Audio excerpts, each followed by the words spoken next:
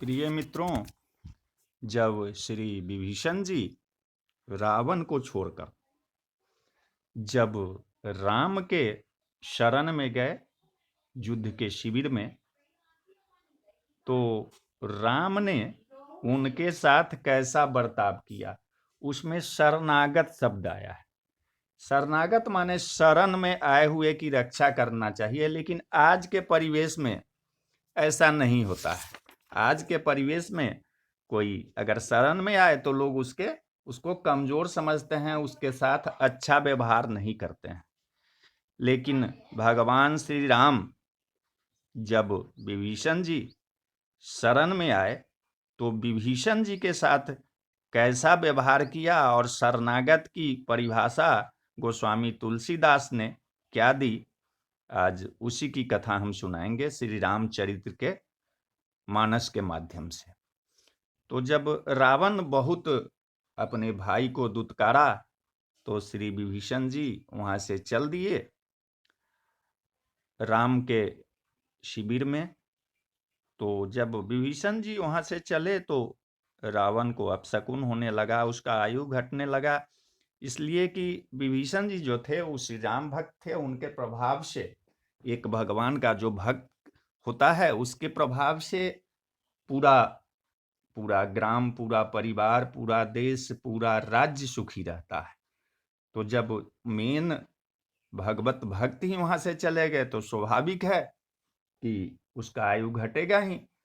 तो वहां से जब चले तो रास्ते में सोचते चले कि आज भगवान के चरण का हमको दर्शन होगा, जिस भगवान के चरण से गौतम ऋषि की नारी अहिल्या तर गई, भरत जी जिसको पूजा किए, जिनके चरण कमल में साक्षात शिव जी के हृदय रूपी सरोवर में विराजते हैं। मेरा अहोभाग्य है कि मैं उन्हीं को आज देखूंगा।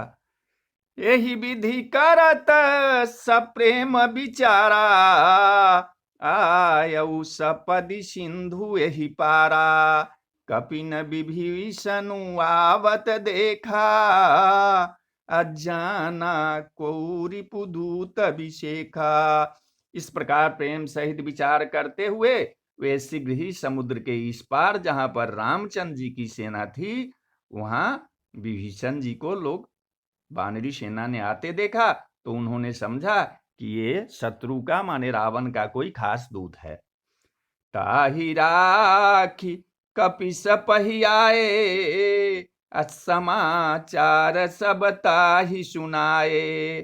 कह सुग्रीव सुनहु रघुराई, आबा मिलन दशानन भाई। उन्होंने वहीं पर ठहराकर और सुग्रीव जी के पास आए और उन्होंने सब समाचार कह सुनाए। सुग्रीव जी ने श्री राम जी के पास जाकर कहा कि हे रघुनाथ जी सुनिए, रावण का भाई आपसे मिलने आया है। कह प्रभु सखा बूझिए कहाँ, कहि कपीस सुनहु नर नाहा। अजानी न जाई निशाचर माया, काम रूप के ही कारण आया। प्रभु श्री राम जी ने कहा, हे मित्र, तुम्हारी क्या राय है? बानर राज सुग्रीव ने कहा कि हे महाराज सुनिए, राक्षसों की माया जो है जानी नहीं जाती है। यह इच्छा अनुसार रूप बदलते हैं, छलियां हैं, न जाने यहाँ किस कारण से आए हैं। भेद हमार लेन सठयावा, राखिए बांधी मोही असभावा। असखा नीति तुमनी की बिचारी, मम पन शरणागत भयहारी। जान पड़ता है कि यह मूर्ख हमारा भेद लेने आया है, इसलिए मुझे तो यही अच्छा लगता है कि इसे बांध कर रखा जाए। श्री राम जी ने कहा कि हे मित्र, तुमने नीति तो अच्छी विचारी है, बात तो अच्छी कही है, परंतु मेरा प्रण तो है कि शरणागत के भय को हर लेना। सुनि प्रभु बचन हरस हनुमाना, शरणागत बत्सल भगवाना। प्रभु के वचन सुनकर हनुमान जी हर्षित हुए और मन ही मन कहने लगे कि भगवान कैसे शरणागत वत्सल हैं, शरण में आए हुए पर पिता की भांति प्रेम करने वाले हैं। तो शरणागत के जे तजही अहित हित अनुमान, अति नर पावर पापमय अति नहीं बिलो कतिहान। तो श्री राम जी बोले कि जो मनुष्य अपने अहित का अनुमान करके शरण में आए हुए का त्याग कर देते हैं, वे पामर है, माने क्षुद्र हैं, पापमय है, उन्हें देखने में भी हानि होती है, पाप लगता है। तो बोलिए सियावर रामचंद्र की जय। कोटि विप्र बदला गही जाऊं, आए शरण तजऊ नहीं ताहूं, सन्मुख होई अजीब मोहि जबही, जन्म कोटि अघना सही तबही। जिसे करोड़ों ब्राह्मणों की हत्या लगी हो, उसे भी मैं शरण में आने पर नहीं त्यागता। जीव ज्यों ही मेरे सम्मुख आता है, त्यों ही उसके करोड़ों जन्म के पाप नष्ट हो जाते हैं। अपापवंत अकर सहज सुबाऊ, भजन मोरत ही भावन काऊ, जो पै दुष्ट हृदय सोई होई, मोरे सन्मुख आब की सोई। पापी का यह सहज स्वभाव होता है कि मेरा भजन उसे कभी नहीं सुहाता है। यदि वह रावण का भाई निश्चय ही दुष्ट हृदय का होता तो क्या मेरे सम्मुख आ सकता था।